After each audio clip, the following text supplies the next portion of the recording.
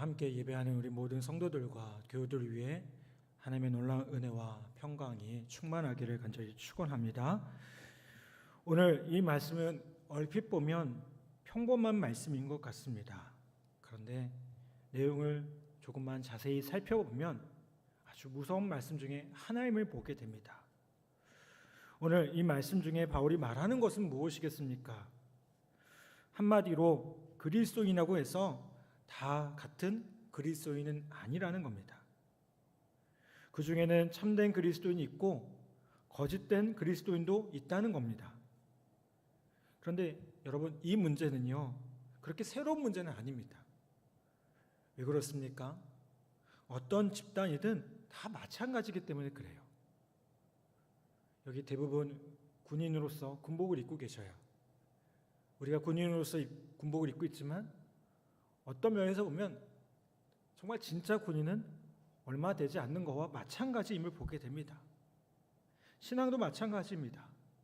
우리가 신앙을 가졌다고 해서 모두가 다 참된 신앙을 가질 수 없는 것은 우리가 어떻게 보면 당연한 모습일 수도 있습니다. 파레토의 원리라는 것이 있습니다. 이게 뭐냐면 어떤 집단이든요, 20%의 사람만 정말 열심히 일하고요, 80%의 사람들은 조금 이렇게 놀린다고 합니다. 그 사람들, 그 20%의 사람들을 또 모아서 또 어떤 일을 맡겨오면 거기서 또 20%만 일을 한대요. 여러분, 이 말은 뭘 의미하겠습니까? 우리의 신앙의 모습 가운데도 분명 그 20%에 해당되는 사람이 있고 80%에 해당되는 사람이 있다는 겁니다. 그런데 바울은 여기서 그치지 않습니다. 뭐라고 얘기하느냐? 육체를 따라 난 자가 성령을 따라 난 자를 핍박한다라고 말씀을 해요. 그리고 육체를 따라 난 자는 하나님의 나라를 유업으로 받을 수 없기 때문에 내어 쫓으라라고 말씀하고 있습니다. 여러분, 교회가 정상적인 상태일 때는요, 육체를 따라 난 자가 성령을 따라 난 자를 핍박할 수가 없습니다. 왜 그럴까요? 여러분, 거의 대부분이 육체를 따라 난 자이고 일부가 아직 변화되지 못한 자들일 때 소수가 다수를 핍박할 수 없기 때문에 그래요. 그런데 육체를 따라 난 자가 성령을 따라 난 자를 핍박할 때는요, 이미 어떻게 될까요? 그 교회의 영적인 수준이 정상이 아니라는 거예요. 무언가 문제가 있다는 거예요. 바울은 본문에서 이 잘못된 교회가 이런 모습에서 변화되어져야 된다. 아브라함의 두 자녀 이스마엘과 이삭의 이야기를 들어가면서 그 이야기를 하고 있다는 겁니다. 갈라디아 교회에 지금 문제가 있으니 변화되어져야 된다는 겁니다. 바울은 본문에서 이사야서 54장 1절의 말씀을 인용하고 있음을 보게 됩니다. 27절 말씀이죠. 잉태하지 못한 자여 즐거워하라. 상고를 모르는 자여 소리질러 외치라. 이는 홀로 사는 자의 자녀가 남편 있는 자의 자녀보다 많음이라 하였으니 라고 말씀합니다. 자, 여러분, 이 이사야서 54장 1절에 나오는 말씀은요, 이스라엘이 포로되어 간 후에 새롭게 만들어졌을 때 포로되기 전보다 더 많은 자녀를 갖게 될 것이라는 의미를 갖고 있습니다. 이건 단순히 사람의 숫자를 의미하진 않아요. 이미 이스라엘이 포로되기 전에도요, 이미 많은 자녀들을 데리고 있었습니다. 그런데 무엇을 말할까요? 진정한 하나님의 백성들은, 하나님의 자녀들은 많지 않았다는 거예요. 숫자만 많았지 그들은 하나님의 자녀, 하나님의 아들들이 아니었다는 겁니다. 참된 하나님의 아들들이 많아지게 된 것은요, 오히려 이스라엘 백성들이 포로로 잡혀가서 고생을 하면서 철저하게 마음이 가난하게 되었을 때 그렇게 하나님의 자녀가, 진짜 하나님의 자녀가 많아졌다는 겁니다. 여러분, 그렇다면 포로라는 경험은 이스라엘에게 어떤 경험을 의미하겠습니까? 포로라는 그 경험은요, 이 포로라는 시간을 통해서 하나님을 다시 한번 만나고 다시금 하나님께 무릎 꿇는 시간이었음을 보게 돼요. 구약 성경을 보면 언약의 갱신이라는 말이 나오게 됩니다. 이런 표현들이 나와요. 이 표현을 들으면 우리가 그런 생각이 들 거예요. 이스라엘 백성들이 하나님과 한번 언약을 맺었으면 됐지 무슨 그 언약을 자주 맺는가라는 생각을 하게 될 겁니다. 그렇잖아요? 그런데요, 이스라엘 백성들은요, 자기도 모르는 사이에 다른 것에 빠져서 하나님의 말씀을 지키는 삶에서 떠났을 때 다시 하나님의 말씀으로 돌아오는 언약을 새롭게 했던 것임을 보게 됩니다. 그 대표적인 것이 무엇이냐? 사무엘상 7장에 보면 소위 미스바의 회개라는 그 장면이 나옵니다. 미스바의 회개는요, 이제 마지막 사사로서 사무엘이 이스라엘 민족들을 미스바에 모이게 합니다. 당시 이 이스라엘 민족은요, 블레셋에게 계속해서 패하고 있었습니다. 이스라엘의 정체성마저 흔들리는 상황이었습니다. 종교적으로, 정치적으로 타락했던 상황이었습니다. 그때 사무엘이 어떻게 합니까? 이 이스라엘 백성들을 미스바로 다 모이게 합니다. 그리고 뭐 했을까요? 기도합니다. 그 백성들이 그곳에 모여서 뭐 하느냐? 금식하며 우리가 하나님께 범죄하였다라고 고백합니다. 여러분, 그런데 놀라운 사실이 있습니다. 놀라운 일이 일어납니다. 미스바에서 이스라엘 백성들이 모였다는 소리를 듣고요. 이스라엘을 치러온 여러 민족들이 하나님께서 큰 우려를 말하여 그 여러 민족들을 어지럽게 하셨고요. 오히려 이스라엘이 대승을 거두게 됩니다. 여러분, 상식적으로 생각해 보십시오. 이게 가능합니까? 이스라엘 백성들이 뭐 했어요? 금식했어요. 우리가 흔히 군인은 밥을 남기는 것도 전투력 낭비라는 표현을 해요. 식사를 안 하는 것도. 왜요? 이게 힘이 없으면 싸울 수가 없잖아요. 상식적으로 생각할 때 잘 싸우려면 어떻게 됩니까? 오히려 더 잘 먹어야 돼요. 그런데 이스라엘 백성들은 뭐 합니까? 금식했습니다. 그들은요, 어떻게 보면 힘이 빠져 있는 상태였어요.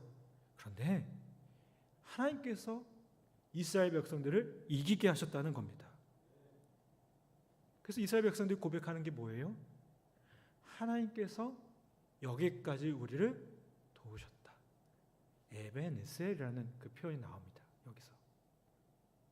여러분, 하나님은요, 이 언약의 갱신이라는 이 과정을 통해서, 미스바의 회개라는 이 과정을 통해서 그 약속의 자녀들이 돌아오게 하십니다.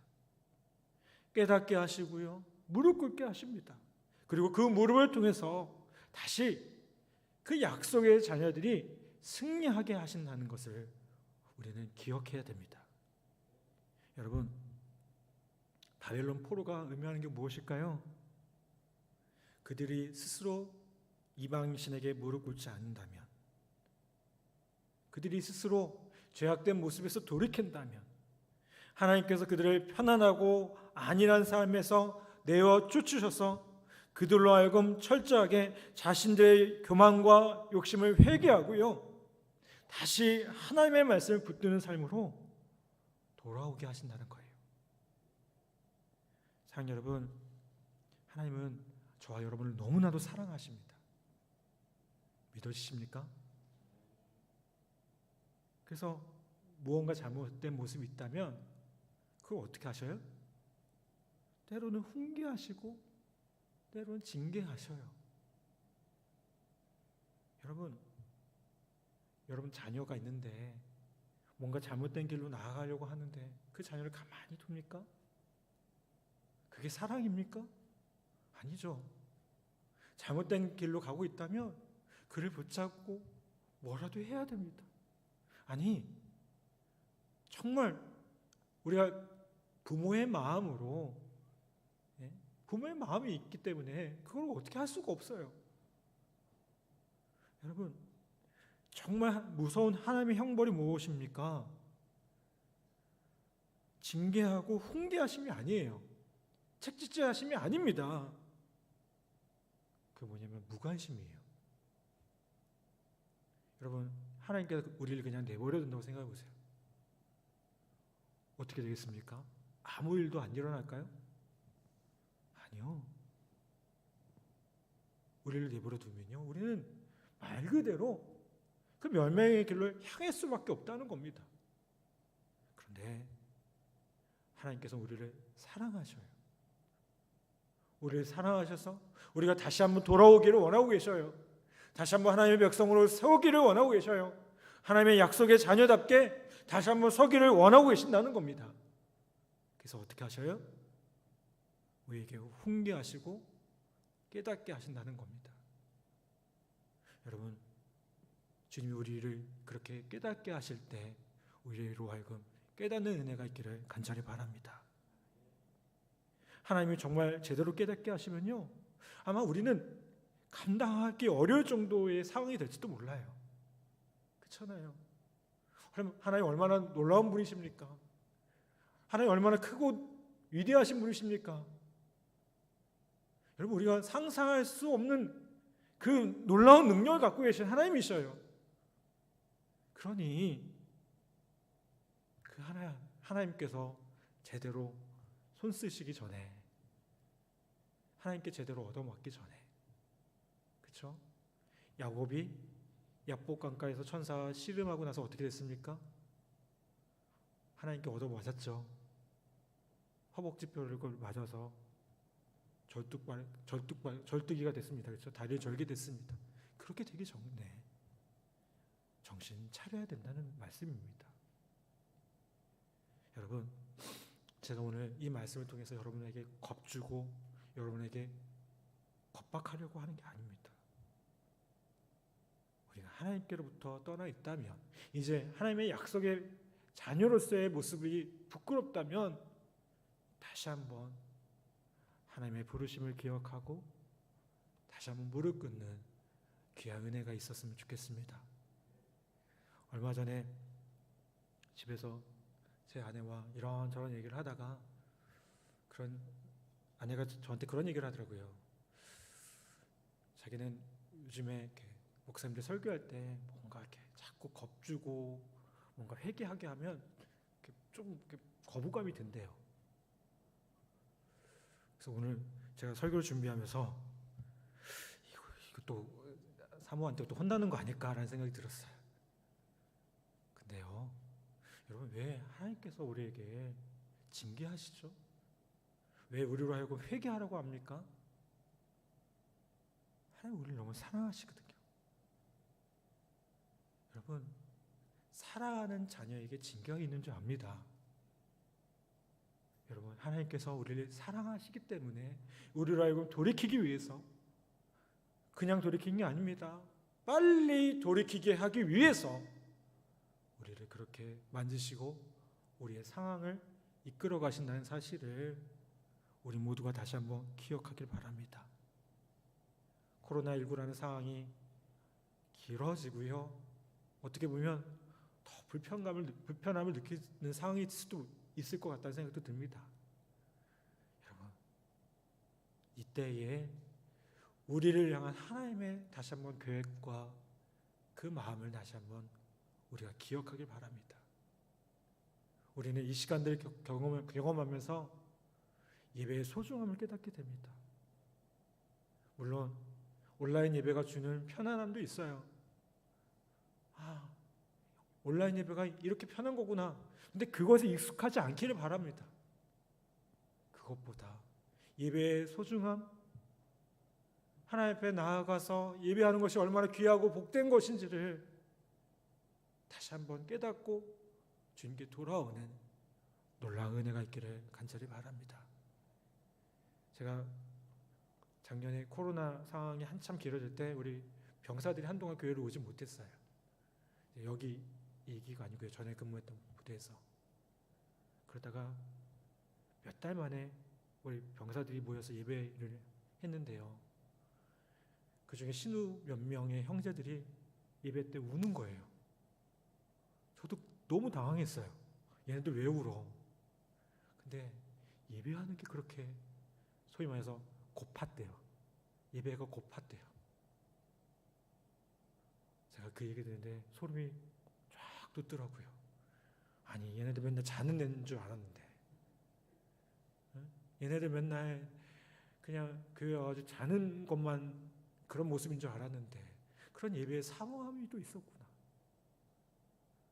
여러분, 오늘 우리가 다시 한번 하나님 말씀 앞에, 이 예배 앞에 우리의 심령을 새롭게 하는 은혜가 있기를 간절히 바랍니다. 하나님이 우리에게 다시 한번 새롭게 하십니다. 약속의 자녀로서 다시 한번 세워지기를 원하고 계십니다. 여러분, 하나님 앞에 무릎 꿇어야 됩니까? 무릎 꿇는 게, 하나님께 무릎 꿇는 게 훨씬 낫습니다. 그리고 다시 한번 우리가 무릎 꿇으며 나아갈 때에 하나님은 우리를 그분의 자녀로 세워주시고, 그리고 이스라엘 백성들에게 역사하셨던 것처럼 에베네셀의 역사를 분명히 이어가시리라 분명히 믿습니다. 오늘 우리 삶 가운데 하나님께서 역사하시고 하나님께서 도우시는 그 놀라운 에베네셀의 역사가 우리 삶에 더욱 충만하기를 간절히 축원합니다. 이 시간 우리 같이